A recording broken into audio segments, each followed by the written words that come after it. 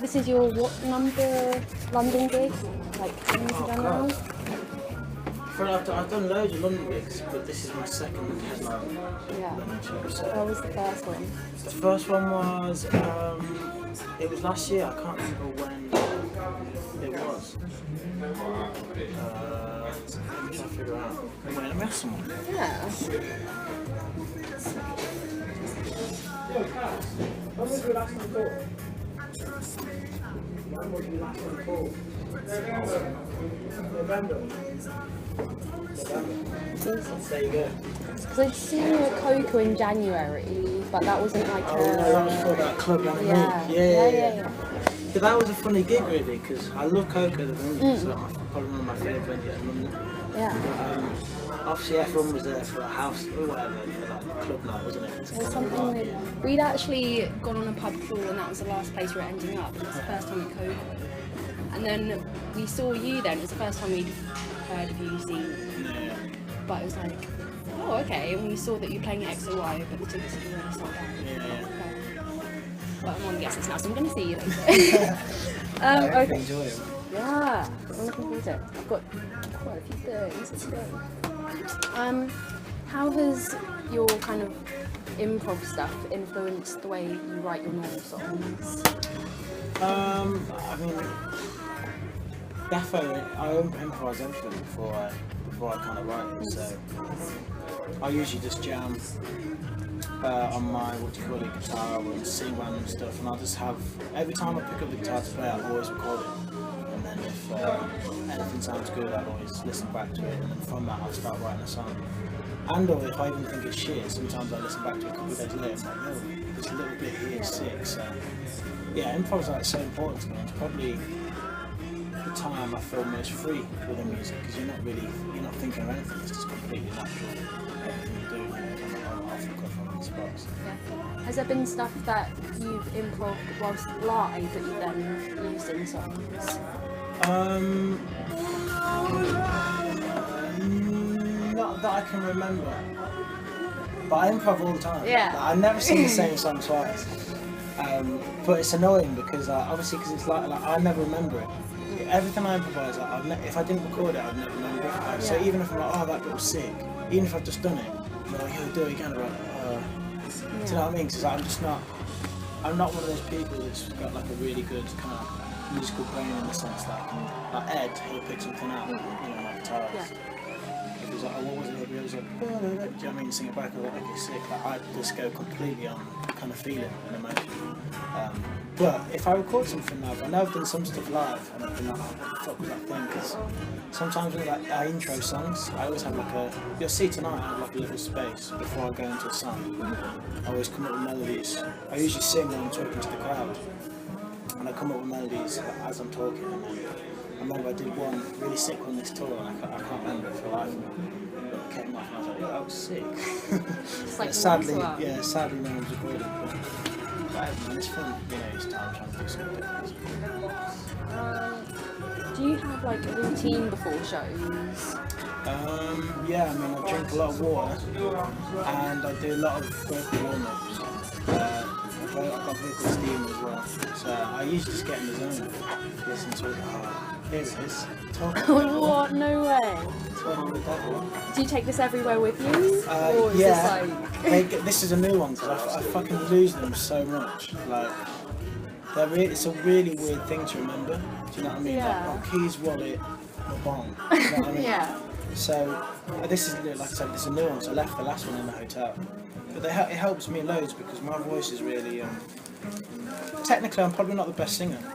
Like, I think I need to learn more technique. So I sing quite a lot. You're supposed to sing with, you know, from your diaphragm. Yeah. And I learn, I'm learning that. But sometimes when you're out of breath, naturally you push from your voice. And obviously my voice, I think, gets irritated quite easily. So I have to use a lot of steam because that, obviously, what do you call it? Relaxes. Yeah, exactly. Relaxes the muscles and the voice. And at the same time, if you get nervous, your voice dries up and you can do a speech. So this just keeps everything relaxed. And yeah, I always steam for a while and do some ridiculous warm-ups, which when I was supporting people on tour, I used to be so embarrassed about. I'd be like, oh god, could we share the same decimate? It's like, I have to do this. Yeah, and I'd be there like, what the fuck? You don't have like any superstitions or anything either? Not really, no. No, I'm pretty relaxed. I just, I probably would prang out if I didn't do my warm-ups. Like, if I went on stage just kind of dead and I hadn't done any warm-ups or steamed or anything, Yeah. I probably would be like 10 times more nervous. Seriously? Yeah, definitely. Because for me, it's like doing a run or a marathon without stretching. No, yeah, I suppose. Do you know I what mean, it is It's an like, instrument. yeah, it's like, why would you not, you know, obviously you'll do that. Like, if you're running a competitive race and you're like, I haven't stretched before, your coach will be like, what the fuck? You're just going to pull a hamstring or something. You know what I mean? So it's the same as singing. Are there any, like, people vocally wise that you'd compare yourself to, or you'd say has influenced you? I definitely wouldn't compare myself to this person, but inspiration-wise, definitely Amy Winehouse was a huge inspiration. Like, she was so sick, man. Like, Yeah. she was, yeah, it's a shame, really, that she's passed. Yeah. Because when I first heard you, I think it was mainly because it was a male voice. I then associated it with Maverick Sabre. Oh yeah, I get that a lot. Yeah, I do get that a lot. but yeah. I think it's only because it's like a male voice. If it wasn't that, then I probably would say there are definitely Amy Winehouse. Yeah. I think, I mean, Maverick, he's a wicked singer. You know, I think it's probably like, say, because I'm a male voice and doing soul-y, reggae, hip-hoppy kind of stuff. It's very But, easy to... it's easy to compare people, but it's you know, all these comparisons are great because they're amazing vocalists. Yeah. And, but I'd never listened to Maverick and took inspiration from it. But I remember when I heard him, I was like, oh shit, like, this guy's doing what I'm doing. I was like, this isn't too far from what I'm doing. Yeah. But you have like the ones that, you know, if you ask Maverick who your inspirations vocally, I bet you he'll probably say Amy Winehouse. I don't know. But yeah, Amy was a big inspiration for sure. Is there anyone, I mean, you've mentioned Amy, I'm going to say dead or alive, but anyone that you wish you could collaborate with? Yeah, I mean, Bob Marley, Jimi Hendrix, they would definitely be the top two, just because they're fucking legends, aren't they? And they were massive inspirations on me. Alive, D'Angelo, Kendrick Lamar, Erykah Badu, Anderson .Paak, I love him as well. So there's loads, man. There's so much talent out there that it'd be a pleasure to work with loads of them. It's really cool. Do you think that you might maybe get a slot on Jules Holland one day soon? I hope so. How far? Because I'm really wanting to see you on that. I hope so. I don't know how it all works really. Like, you have to be invited to go on. But we're in BBC introducing Jules Holland BBC. Yeah. I think honestly, I'll be disappointed if I didn't get to play it because it's like on my bucket list. Do you know what I mean? Like, I probably want to do it. And there's a lot of artists like on my kind of level and even lower that have been on the show. So I think it's just when they're kind of really aware of you, and at the same time probably when it makes sense for you. Because an artist, obviously that's a key thing, like the first time on Jules Holland, first time on TV, probably most likely, like, that's a big thing in terms of gaining an audience, so not that you would be too strategical with it, but you know, you'd want to do it when you're like, I want to make sure I smash it, and probably when I've got something to promote. Do you know what I mean? Which brings me on to another question, are you working on anything? I'm working on the album. Yeah? Yeah, doing the album at the moment. Not sure how far along I'm not talking 2016, is this 2017? Well, I'll be disappointed if it was out in 2016, to be honest. I do want to put it out this year. Your other EPs, I'd say, have come around pretty fast. Yeah. Like, in terms of writing and getting it out. Yeah. No, the second one was well fast. Yeah. Remember, because I wasn't going to do it, and I was like, I've got like some spare songs. I was like, let's just crack it out. Yeah, definitely. Yeah, and then just put it together and bushed it out. The album should be the same. So yeah, fuck it, I'll get it out this year. Yeah. I'll get the album out this year. Yeah. Is that like a promise or a kind of I'm gonna That's try? it, I'm gonna try my hardest to get it done. But at the same time, I know because I'm in like my label's in a partnership with Sony. It depends sometimes on sometimes like some politics if they're putting this artist out and that. So they'll have like a little gap for you. And even if I get it finished this year and then past the gap that they want for me, they might be like, we'll push it into next year. But for me, and I'm sure the label will want to get it out this year. Yeah. So fingers crossed. I have like some quick fire questions as well. Sure. It's like pizza or spaghetti. Pizza. Good. Yes. Jammy Dodger or Jaffa Cake? Oh, that's tricky. That's really hard. Fuck it, I'll go for a Jaffa cake. Oh, no. Oh, okay. Do you want to hear the reasoning? Yeah, Okay, actually. this is the reasoning, because I think Jammy Johnny's would get more sickly and I couldn't eat as many of them. So if I bought a pack of Jaffa cakes, I'd be pretty sure I could finish it off. Yeah. Whereas a Jammy Dodger is probably going to stick around for a bit too long, get stale, or lose on tour. So that's my That's good my reasoning, I like Thank that. you. Milkshake or fizzy drink? Milkshake. Good. Beach or city? Beach or City. beach? Huh? Yeah, beach. Summer or winter? Summer. Yeah. Vinyl or cassette? Vinyl. Early riser or late nighter? Ooh. You know what? I'm probably an early riser. Really? What? Yeah, I'm probably an early riser. Like, I like my late nights, but You don't wake up I'm till probably 3 more minutes. natural a late nighter. Yeah. But I prefer getting up early and getting stuff done, because if I stay at bed, I don't work late at night. If I stay up late at night, it's fucking watching shit on my laptop or scrolling through bullshit. Do you know what I mean? It's not actually like doing anything productive. Whereas if I sleep early and wake up, as soon as I wake up in the morning, my first thing is like, oh, I want to watch a film. It's like, yo, I want to go do something. Like, I go for a run and get work done.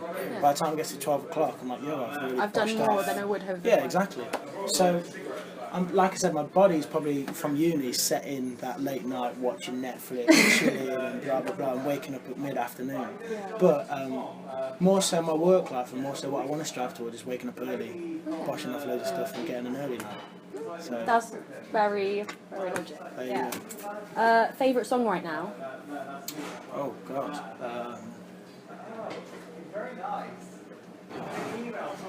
That's a tricky one.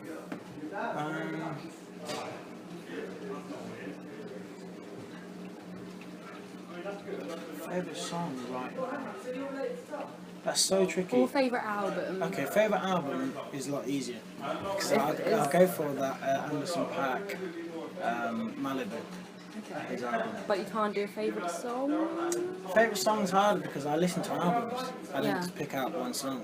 I was actually gonna say, from your EP, like, you know in albums how one track might blend into another or something? Yeah. I've noticed that kind of in your EP, or like you have a theme that you use like a lot of natural like background stuff. Yeah. Is that, like, what's the significance of that for you? Yeah, I think that I just fuck with that stuff a lot more. Like, I don't like the idea of just track. Like, I like putting something on from the beginning and listening through, almost like a playlist. Yeah. Like, I'm like, oh, this song's going to go really well after this song, and that's like, it's all thought out. It's not just like, oh, here's 10 songs, let's just shove them in. Yeah. It's like you want them to run in nicely. Sometimes when they don't run in, you're like, okay, let me try add something so it's smooth. Do you know what I mean? And just when I think of my favourite albums, they all have that Blend, interlinking blend, and I don't know, I just fuck with that really, because it's I think it kind of suits your style as well. yeah, really. it's like very that lazy, chill, chilled, exactly. yeah. Like you can put it, and I like the idea that people are going to buy my record, not a single. Do you know what I mean? As this important It singles adds so are, much more like artistry to it. as yeah, well. I would love It's people to buy into the body of my work instead of just one song. So, because even when you look at like Kendrick Lamar's latest album, like his singles, they are alright, but you really buy into the album. Do you know what I mean? Like the singles, when it came out, there's no real hype around that. But in context of the album, yeah. you're like, oh my god, it makes so much more sense. Yeah. So Things I like think that it's is what important. makes it worth it. I'm just like, Yeah, definitely. top 3 favourite movies. City of God, definitely, is up there. Yeah. I've got to go for The Godfather. Yeah. I've got to go for probably the second Godfather, definitely. That's a cop out. And what else? Goodfellas is probably somewhere in there as well. I mean, when you say Godfather, I was like, is this gonna go down the same? Yeah, I was gonna. That's the thing. Like, I'm thinking of other ones that aren't gangster. I'm trying to have like a variety. But no. But then I'm thinking about it, and I You know know when I where- was obsessed with film, I just watched all the gangster films, and there was such a high quality. Yeah. Like, but there's loads of good films out. But the ones I like watched and repeat, when I finished watching, I was like, yo, that was amazing. Definitely City of God. I rewatched that fucking loads. That was like one of my favourite films. And they're not like exactly like themes, if I'm honest. Yeah, that's true. Does that But you know what it is? I think it's the same with music. Like, I like chilled films. Like a chilled film. I'm trying to think of something like what's recently that's relaxing. I do like chilled films because they're relaxing. Yeah, and they're like you don't have to think about it. Yeah, exactly. They're not thought provoking. It's just chill. Yeah. But at the same time, I prefer stuff with deeper meaning. Like when you're talking about the best of the best in a song. You know, I could like a melody of a song and be like, oh, that's nice to listen to, but if it's got a strong meaning behind it, it's going to go the distance. It's the same with film. That's something I was actually going to ask about your music. There's quite, like, I don't know how to describe it, not like political, but there's always a kind of like, I try to say like, distance from society-ish, not like untrusting, but there's a lot of like, inner... I guess it's kind of sceptical. Yeah. Sadly, I'm kind of a sceptical person, which is a bit shit. More so when I was younger, not so much now. Yeah. But I think in my songs I just try to go through the motions of what it's like to be a human being growing up. Because a lot of us all experience really similar things, and we all think probably very similarly, especially if you come from similar backgrounds and had serious experiences. So I think in my music I always try, I guess it's just, like social commentary on what era I'm born in and what's going on around me, because even in like a song like Ain't the Beat, I don't know if you heard that. Yeah. So like that on like the surface of it, I thought about this the other day, on the surface it was like, right, the lyrics are like semi-lazy, saying like slag, slut, and blah blah blah, and like the concept, you could be like, whatever man, like it's not that great. But if you look at it, like I think it says a lot about our generation and the fact that we're in a time now where there's probably still an imbalance in gender equality, and it's all right for a man to go out and sleep with this bare is something people, I wanted to ask you and about, with a woman, it's not. Like they get labelled a slag or a slut. So in those first opening lines, you're saying that a woman's getting degraded for doing something I can naturally do, and because of that, she's then acting differently, which is then affecting me. So I felt like also I said in Don't Need You, you talk about boys can't cry as well. oh yeah. Yeah, so it's just like there's. Yeah, that was another one where it was the fact that I can't remember. Yeah, that's about society. It's like the pressures of like perception.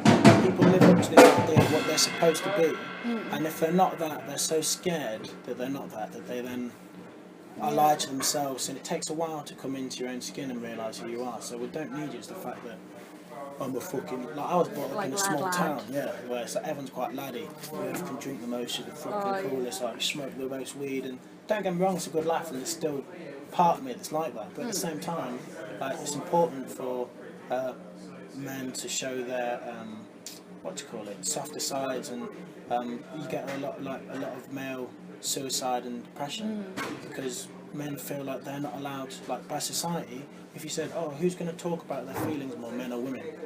It's Women, so it's like more natural thing, like you expect women to do that if they feel confident, whereas men is like, oh, we don't talk about feelings, it's like, no. So it doesn't happen, then they keep it in and they start fucking shit up. So again, that's just part of, I'm a man in this generation, like that's how I feel sometimes. I feel like, you know, that's not fair. I've definitely experienced that when it's like, like I shouldn't be feeling like this because I'm a lad, but then at the same time, you're like, well, fuck that.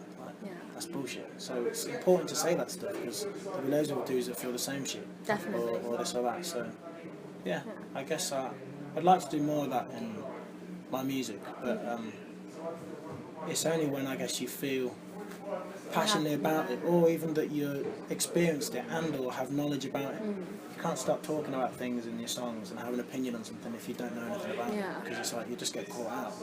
Imagine going on stage and saying some shit, people are like, dude, that's fucking bullshit. You know. So I think knowledge is really important, and that's probably what I need more of. I need to read more books. And I actually heard in I can't remember what interview it said, you would have maybe studied English at university? I would have loved to, if I could, yeah. I'm like really badly dyslexic, so I... It makes it tough. Yeah, I never really it was weird because in my English, at GCSE I did English lit and English language. Yeah. His language is a creative one. I suppose a bit more so. Like literature is like looking at the books, and language is like verbal stuff, speech, differences. Well, one of them I did really well in. Yeah. And I was like, oh, fucking hell, that's sick. And the other one I did really bad in. And then I always said, like, because I love writing, I love songs, I love poems, like journalism, like anything like that, like reporting stuff, like writing is fucking sick. Yeah. I wish that I was naturally the person that was like on the school bus with my little fucking journal, writing shit down and reading books. We have a spoken word on campus tonight that I'm hoping I can go to before your gig because it's 7 till 9 though. Okay. So yeah, but like it made me think a lot of your stuff is actually really poetic. It is really spoken word. Thank you. So I just thought, is that? I mean, you can still do it alongside, right? Yeah, but you, like I said, like that honestly doesn't come naturally to me.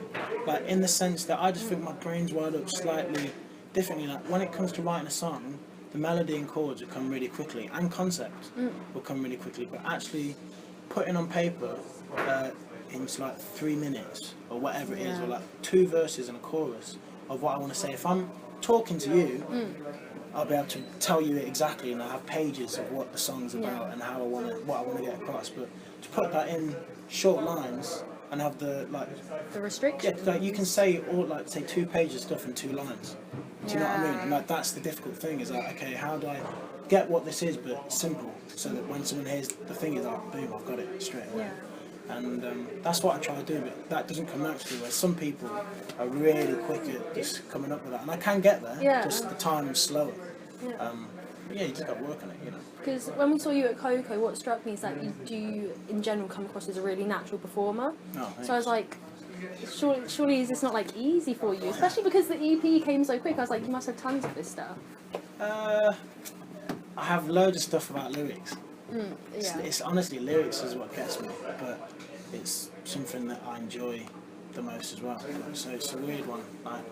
I think I'd probably just have to, like I said, because I'm not the kid that's naturally always writing, that it's almost like new to me writing songs, because apart from at GCSE, I haven't really written anything since, apart from an essay. I did an essay at uni, but I got the student support and all that shit. So be it writing poems and songs has never really been my hobby. Okay. So it's kind of new, so that's why it's slow. But if I do it more and more, I know that in 2 years' time it'll be a lot faster. So it's just practice. But okay, I got more kind of a political question. Like, if you could have one thing change overnight in the world or in society, if you could, is there one thing that you have at the top of your head? Like one thing that really bothers you? It's a tricky question because I really don't know what bothers me. Or just in maybe a smaller level, like if you could go back to uni and have one thing changed, in the system, what would it be?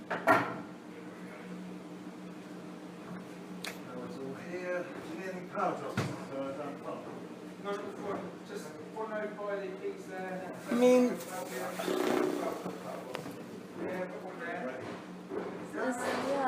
because honestly, it's a tricky question because there will be loads of good answers. I'm just trying to think of one that kind of relates to me. I mean, one thing that annoys me, I don't know if this would be the one thing that I would change, but one thing that annoys me is definitely people's kind of, what do you call it?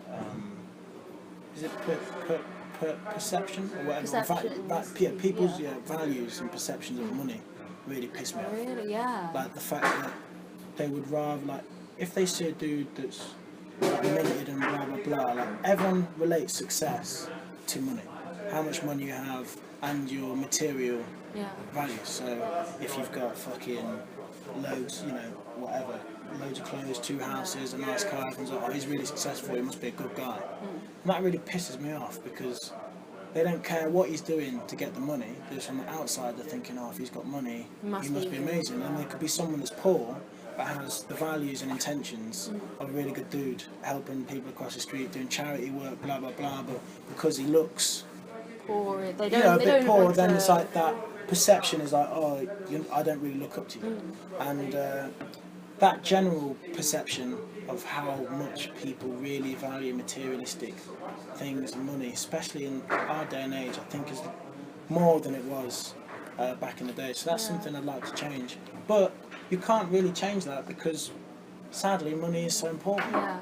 Like, We you fucking kind of need need it. It's it, like yeah. our food in a weird way. So it's tricky. But I defo, and a lot of my mates as well, you know, they would always do jobs for money instead of things that they love. So people would value money higher than their enjoyments and their life. And that really does piss me off a lot because money really, it's important, but like at the end of the day, what life would you lead? Yeah, exactly, and it don't make you happy. It doesn't make you like that. Well, maybe it does. I don't know. Well, no, but it's like they have the money and then they do things with the money that make them happy rather than the actual possession of it. Yeah, exactly. It's like what it can do for them. Yeah. Not what they can. But I think it's just if people more had in their head that I'm going to be a good person and do good things and do what I want to do and help, inspire, blah blah blah, is their main ambition, then I'm going to make loads of money, which is a lot of people's ambitions. If you ask like the majority of people, what do they want? Why are you doing this job? Get paid a footload of money. Yeah. Do you know what I mean? And that overweighing other things pisses me off, so I'll probably try to change that. I like that answer because one of the questions I almost asked you was like, would you rather be on an island with nobody around you but all your possessions or your material things, or would you rather have everyone around you but you own nothing? And I kind of already expected what answer. Yeah. I'd go for everyone around me. Yeah. But it's weird because I love my own space and my own time. But at the same time, like, people make you happy, man. Like I went to go shoot the video in this place in Jamaica, Rosetown. Really kind of definitely a poor area. And but I looked at the kids and I was like, yeah, you're fucking skinned and you might be hungry. And I don't know, like, that probably is tough. I can't say because that is going to be tough. But at the same time, you're growing up with loads of other kids in the same situation as you, and you're all running around the streets, playing football, blah blah blah. Like, you've got friends, you've got people, and they all had smiles on their face. Yeah. And then you could look at, I switched that and was like, I looked at someone that could be maybe a roof over their head, blah blah blah, this and that. And obviously, those comforts are fucking really important. Yeah. I think loneliness is the saddest thing. I think that's what got to make someone the most unhappiest. Yeah. Is to be alone. Surely. Yeah. More than anything. Yeah. Like, if you're hungry, as long as it's like if you're hanging, this is probably bad. No. If you're hungover and your mate's hungover, it's not as bad. Yeah, like, completely. It's like, and I'd rather be hungover with my mate than not be hungover by myself. Yeah. Do you know what I mean? Yeah, completely. It's that kind of vibe. Do you have a party trick? I mean, when I was a kid, like when I was in primary school, I used to flare my nostrils. Seriously? Yeah. Can you still do it now? You don't have to show me, it's just yes or no. Yeah, I can do it, yeah. If you want to show me, it's cool, but if you don't, it's fine. No, I'll leave it. What do you find most challenging about being a singer-songwriter? What do I find most challenging?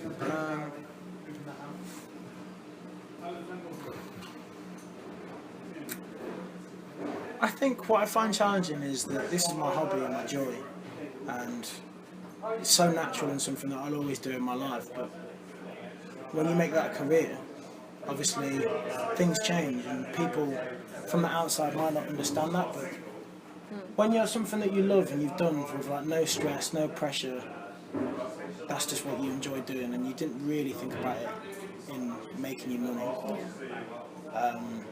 Then you just kind of do whatever you want to do and blah blah blah, and when you haven't got people investing loads of money into you, you do whatever you want to do. As soon as you've got that, and like, that is like your bread and butter, what's putting the roof over your head, which whatever, like that's what you live off. Yeah. That's difficult to do that. One, because you get a certain amount of pressure, but also it's the fact that sometimes you do shit that you don't want to do, but then it's annoying because it's your love. Do you know what I mean? It's you're kind of forced to do something that you're not 100% into. So it can sometimes take the enjoyment out of it. Yeah. But that's a very small price to pay for All the other bits. But it's like, if you relate it to like football players, you'd be like, oh, they play football because they love playing football.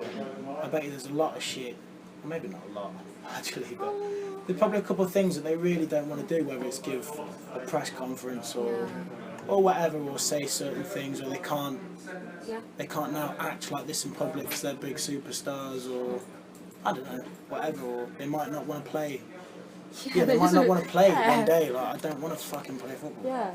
But so that's the only annoying thing, is when it's your hobby and you live and being like funneled into something. yeah, and then it's like, obviously when it's a career, obviously it's still fun and it's a better job than any other job, but it's not as fun as it was when it wasn't your job. Yeah. Do you know what I mean? Yeah.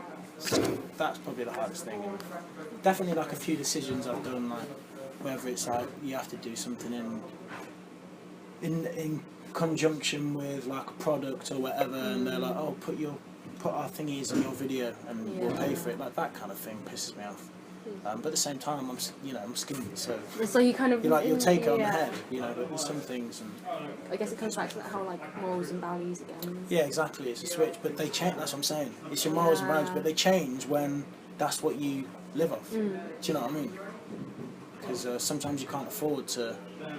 Sometimes you have to swallow your pride, otherwise you'll be like, well, load of shit, like my whole life's going to change. Yeah. Financially, I'll be in a completely different situation. Yeah. So that's probably the hardest thing, is balancing that. Let's see what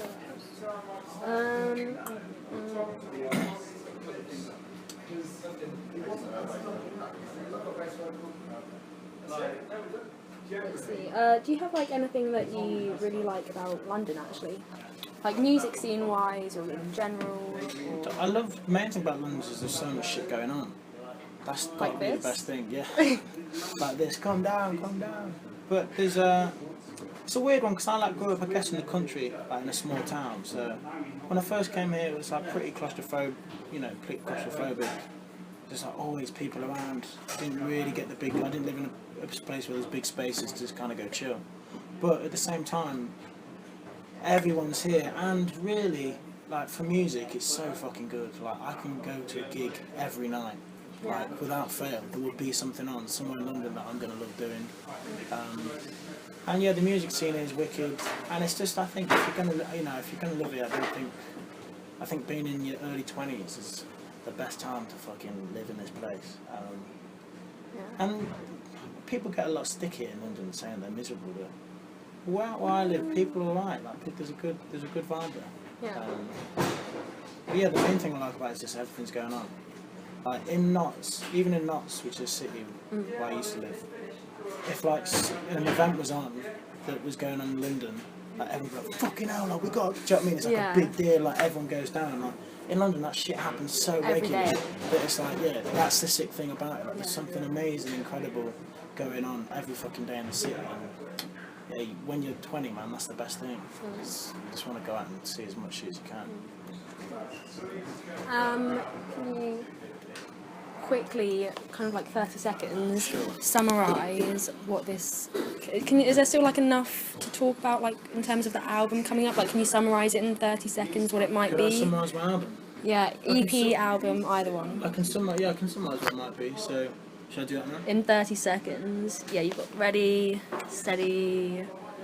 So, my debut album is going to be a load of songs discussing my life up until this point, coming from a small town and coming into a man from the age of like 16 to 20. Every song that I've written is in contention for this album. It's going to blend reggae, blues, soul, jazz, hip hop, and the lyrics are going to have a message behind it, and my voice is definitely going to spread some kind of emotion. So I would say, how good have I got? How long have I got left?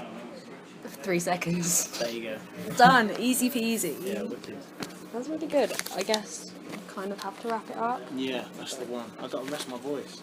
Yeah. Definitely going, man. Get that steamer. Yeah, exactly. No, thank you very much for the interview. Good questions, man.